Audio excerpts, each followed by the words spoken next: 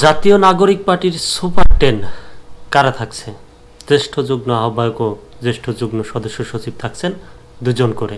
জাতীয় নাগরিক কমিটি ও বৈষম্য বিরোধী ছাত্র আন্দোলনের উদ্যোগে আত্মপ্রকাশ হতে যাওয়া নতুন রাজনৈতিক দল জাতীয় নাগরিক পার্টির শীর্ষ 10 পদ সুপার 10 চূড়ান্ত হয়েছে।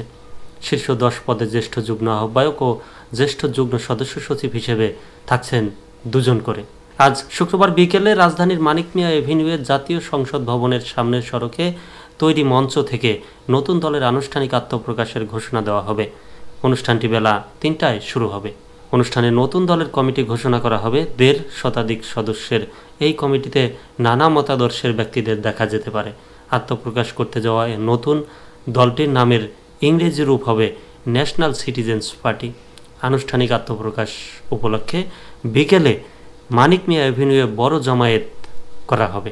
সুপার 10 নতুন রাজনৈতিক দলের শীর্ষ 10 পদকে সুপার 10 বলে প্রথম আলোর সঙ্গে আলাপে উল্লেখ করেন একাধিক উদ্যোক্তা।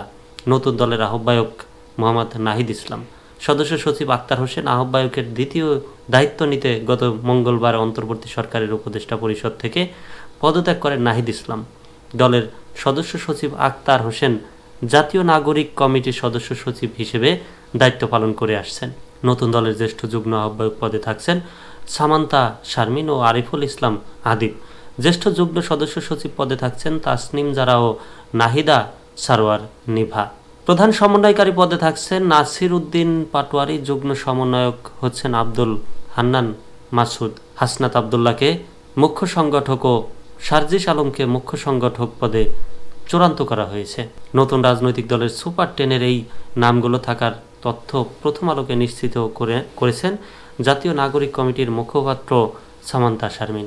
নতুন দলের সুপার 10-এর এক নেতা প্রথম আলোকে বলেন, আজ বিকেলে মানিক মিয়া এভিনিউয়ে নতুন দলের আত্মপ্রকাশ অনুষ্ঠানের মঞ্চ থেকে ১.৫ শতাধিক সদস্যের কমিটি ঘোষণা করা হতে পারে।